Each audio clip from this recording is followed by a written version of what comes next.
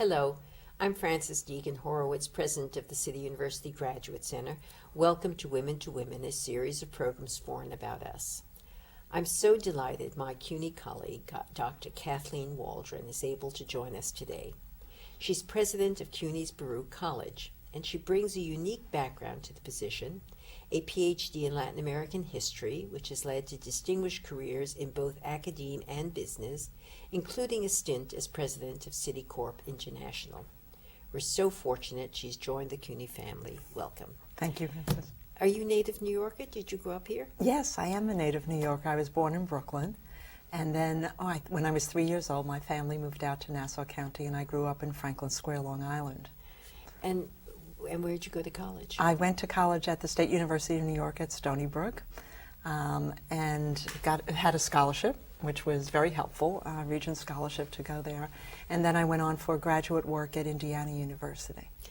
Why Latin American history? You know, people ask me that all the time because they think perhaps I'm of Latin descent, and I'm not. But what really got me excited was college professors. When I was an undergraduate, I took a course, and the professor was very stimulating. And then there was another Latin American historian, and I took another course, and it just started my path in life. And what area of Latin American history did you work in? Well, I worked, when I did my dissertation, it was on Venezuela in the 18th century, and I combined demographic studies with urban planning and the development of the city of Caracas at the end of the 18th century, right before Latin America broke away from Spain and gained independence. And you took that degree with you to teach? I did, and my first teaching was I finished the dissertation and then obtained a job at Baruch College in Maine, where they wanted to introduce Latin American history to the curriculum. It had never been taught before. And that was a very interesting experience. I had not been at a small liberal arts college with such a focus on history and English and literature, and it was a wonderful teaching experience. The classes were small, and the students were well prepared, and my colleagues were wonderful. The only problem, and one of the reasons I left, was because it was Maine, and I think I'm very much a New York City person, and after 3 years I decided to move on and try something else. And then it really was a switch. Since the job market for college professors wasn't very good at the time, I decided to take my chances and move to business, still keeping the theme of Latin America, and I entered a training program that really helped humanities PhDs move into the business world. And although I had very mixed feelings about leaving a university life and the life of scholarship, I thought I would try it. And it just worked out very well. I continued to do research. I continued to write and publish on the academic side, but I started pursuing an international banking career, primarily working with Latin American countries and traveling a lot to Latin America. How did you keep your research going? With difficulty. I had banked some research, so I couldn't keep it going for too long, but for about 8 years I was able to continue to edit for the Latin American Handbook. I did book reviews. I published articles on Venezuela, on research that I had done, and occasionally I would go back to Venezuela and do a stint in the archives. A lot of the material that I was using was archival, so I was able to continue to publish some articles and give papers, and it was a joy to be able to do that. And what were your first impressions going out of academe into business? Oh, it's a while ago to remember that, but I guess my first impressions were really struggling with accounting. I mean, I didn't understand what the whole point of accounting was, but once I got it, then I saw tremendous parallels between the type of academic education I had received as a scholar, putting together all the facts of history and doing research and coming up with a story. And in business, the first positions I had was as an analyst.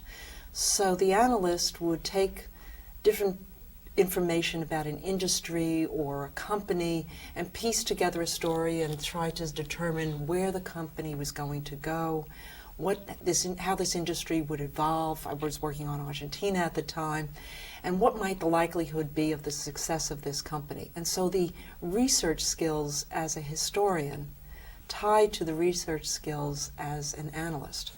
And then I started connecting my teaching abilities to the types of presentations that I gave in the business world. And there was a tremendous parallel between thinking through a lecture, getting students excited about a topic or an idea in the classroom, and sitting with people and doing a presentation and getting them excited about perhaps doing business with me. And although some people might not see those parallels, I really felt those early on in my banking career. And how did you end up at Citicorp? At Citicorp, I started my banking career at Chemical Bank, and then And it disappeared. It did disappear later on, but what happened was it was right at the first Latin American debt crisis in 1984. And at that time, a lot of the banks were shrinking their presence in Latin America because they didn't want to do business with some of the countries, or they had to scale back because of the losses. And Citibank was the largest presence in Latin America. And I was really very interested in staying involved in Latin America, so I switched over to Citibank and entered their private banking area, and then had a 13-year career at Citibank, which was marvelous. What does a private banking area mean? Private banking is an area of Citibank, it still exists today, of course, that deals with high net worth individuals and provides investment advisement services to those individuals, estate planning, all the banking needs of very wealthy individuals who probably have more complicated banking needs than the average citizen. And so I worked in with the Latin American group in New York, and then in 1991 I was asked to take over Citibank International in Miami, which was a huge Latin American business involving about $1 billion in assets under management. So we would give customers advice on the stock market, bond markets, international equities, real estate, all asset classes, and really help people understand how to enhance their wealth by wise investing and diversifying investing. So I became somewhat of an investment expert. Why did you leave Citicorp? I left Citicorp in 1998 because I had made a pledge to myself that I would someday return to university life. And I made that pledge to myself when I was about 32 years old. And I said by the time I was 50, I was going to return to university life. And I wasn't sure how I was going to do that, or what my path would be, but I was really determined to do that. And then Citicorp actually helped me because in my last position there, I was in charge of strategic planning. They asked me to set up a university within Citicorp. They were very concerned about the education of their senior management team and the leadership groups in the investment banking area on asset management, and felt that people needed to be better trained. And since it was an international business, there were standards and requirements under U.S. law, but there weren't in a lot of other countries, so the bank was going to really set its own standards for its own employees. And I didn't know how to set up a university within a corporation, so I went around talking to different presidents of colleges and universities in New York, London, and Singapore, and deans of business schools. And one thing led to another, and they said, you know, you're on the wrong side of the business. Why don't you come over here and work with universities again? And that's what happened. And I accepted a position as Dean of the School of Business at Long Island University in Brooklyn, and had a wonderful 5 years there. And now, Baruch. And now Baruch. What drew you to Baruch? Baruch is a wonderful, wonderful school. And it was such an appeal to me when I heard that the position was opened for president of Baruch. It's the largest business school in the United States. Most of the students who go to Baruch major in business, but the surprise about Baruch that I have found is that students can major in any subject they want to. We have a wonderful humanities program. We have a wonderful social science program. Our natural sciences are pretty good too, and we actually send a lot of people on for their PhDs in biology and to medical schools. So Baruch is a hidden group of surprises. What really appealed to me was the fact that it combined the humanities, business, and the public affairs, and we have a School of Public Affairs. And as a city university, as a public university with the student body that Baruch has, it was very appealing to me. I really believe that in New York we have an obligation to provide an educational opportunity for the young people of New York, an affordable education. And Baruch has that opportunity for students, but it also strives for academic excellence. And it has a core value of providing students access to open doors to their future careers. And I can see that with the alumni. I just spent a week in Florida visiting alumni. Many of them live there now, or they go there for the winter. And I met alumni from the class of 1937 all the way through to the class of 2003. And it's really inspiring to talk to them about who the student at Baruch College is today and what their aspirations are and how they're going to achieve them. And that's what drew me to Baruch, and it's been absolutely fulfilling. That's what I expected, and that's what I found. And what's amazing about Baruch is that its mission has been consistent for over 100 years to provide opportunity and access to students in New York City to pursue a business degree, primarily a business degree. And it achieves that mission. Well, you've been in private higher education at Bowdoin, and then the private sector, and then private education again at Long Island University, and now you're in a public institution. Yes. Draw the distinctions. Well, public is a lot more public than private. I think that I've been president of Baruch now for 6 months, and the difference to me between the private and the public is that there's a higher degree of accountability in the public sector than in the private sector. I can feel that every time I step onto campus in the morning. When I'm talking to individuals, I really believe I represent not just the Baruch College, but all of the City University of New York. And the mission of the City University of New York and Baruch College is different than private universities. Yes, all those institutions want to provide the best educational experience for their students.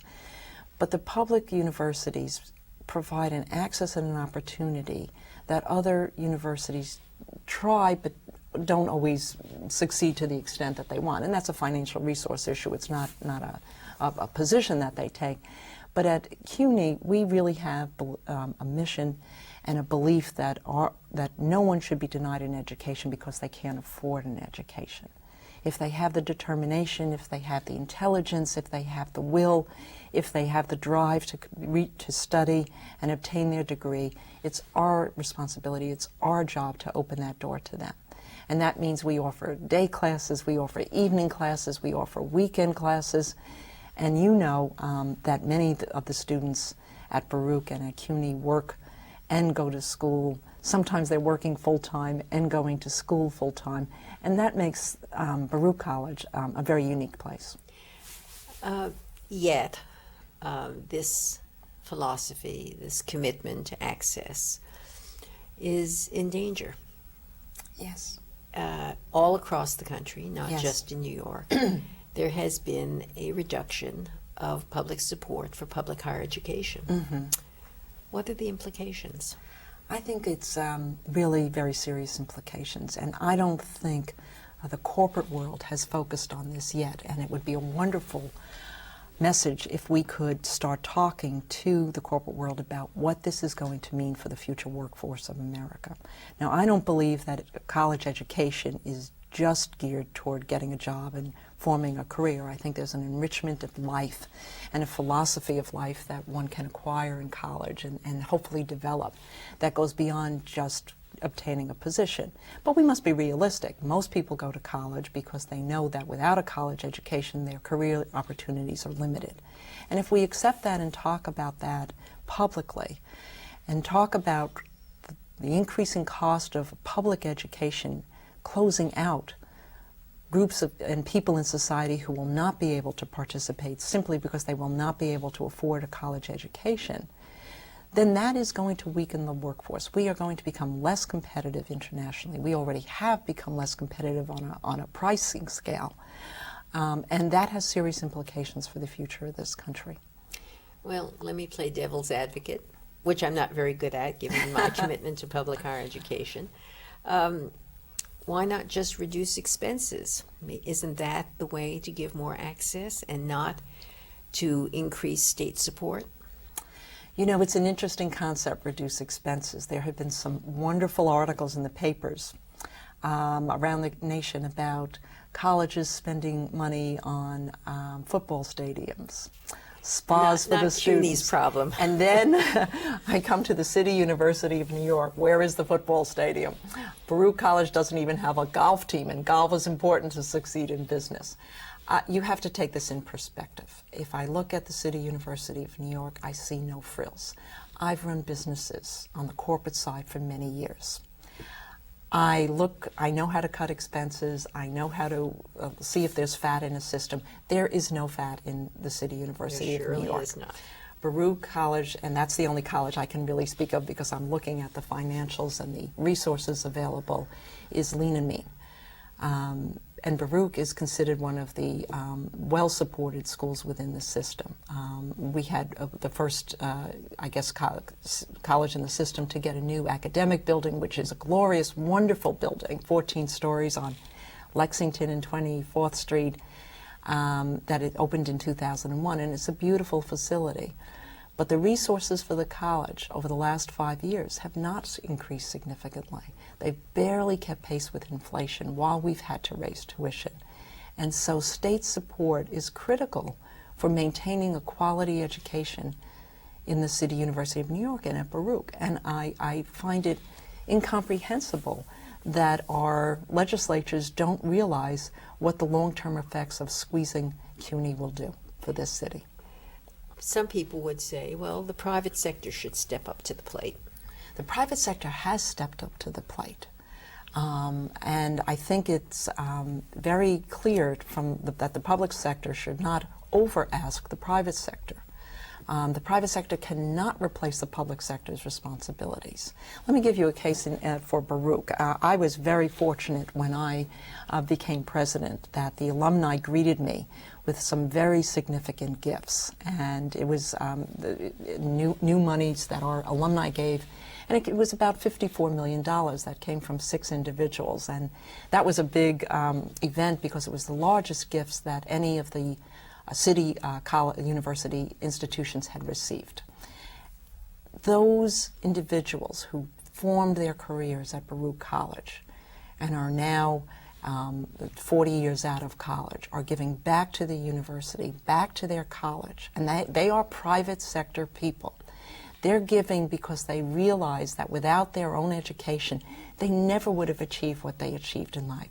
So they view it not as a donation or a gift. They view their checks as investments in the students of today. They see themselves in those students today. But those gifts, which are one-time gifts and wonderful, will not carry the basic operating costs of the college. No, in fact, those gifts are designed not to cover the basic operating costs of the college. Those gifts are designed to provide supplemental support for specific programs that the college wants. Donors are very, very clear that they do not want to support and substitute for the state's and the public responsibility for education. They're very clear about that, and they really believe that the public sources and our government must continue to support the institutions. They could not possibly pay for and cover the operating expenses of Baruch College or the City University. Not without, I mean, this is where the difference comes between the private and the public. That's right. The private tuition is very high because it does cover the operating expenses. And the access issue that the publics afford is to keep the tuition as low as possible so that you have access and you have a commitment from the public sector. I mean, our tuition is $4,000 a year, and that has increased in the last 2 years. $4,000 a year for students who are working part-time, making $8 an hour, means that the average student probably has to work 32 weeks out of the year just to cover tuition. And their families cannot help them Their often. families don't help them. Some of them already have their own families. So look at what we're asking those students to do by tuition. Over 2/3 of the year, they're going to be working, if they're working part-time, just to cover tuition. They don't get support from their families. That doesn't cover the books. That doesn't cover room and board, transportation, or anything else that students have to pay. And their families often are not in a financial position to help them.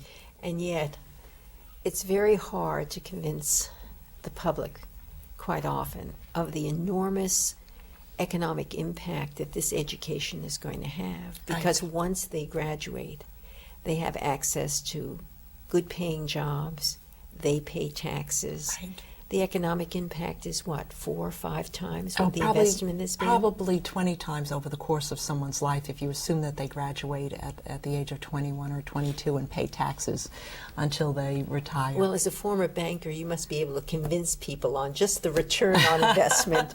Let's change the topic for a minute.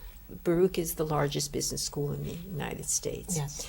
Business has taken something of a hit in these last several years. It certainly has. What is Baruch's focus with respect to the issue of ethics and ethical practices in business? It's a deep concern of ours. We, of course, like any business school, have watched with dismay as some of the leading business leaders in the United States publicly appeared and are being asked to, some of them are being charged criminally, but certainly some of the largest companies in the nation are being fined for inappropriate behavior and sometimes almost illegal behavior. And that is of deep concern to us. We're taking 2 approaches. We set up the Robert Zicklin Center for Corporate Integrity. And that is an academic center where we are bringing business leaders together and academic leaders together to talk about ethical issues in business and what must we do about this, both within a corporation and in business education programs, so that we're talking to students at a very early stage in their lives about the ethical issues they will face in business. And we run several big conferences a year and have had some wonderful participation by senior corporate leaders in New York City. It's one of the best things I think we do. The second thing is that a lot of our classes and our professors deal with ethical issues embedded in each of their courses, whether a student's taking a marketing course or an accounting course or a finance course or real estate. They're faced with what might be the ethical issues in that discipline or that field, and it helps students think through how they might respond to those before they ever start their careers. And then the second approach we're taking is talking about intellectual honesty in the classroom. We have undertaken a tremendous initiative in the last 2 years to enforce, to encourage, to talk about academic integrity in the classroom on the part of the students and on the part of the professors, helping the professors understand and deal with issues of academic integrity, and helping students understand what it means to go through college, to get through exams, to work as teams but not rely too much on one another, that we're going to take cheating seriously if it occurs, that plagiarism is not accepted, and this is a nationwide issue. And for us, it's not a business school issue, it's an undergraduate and graduate academic issue, and I think we're making terrific headway on it.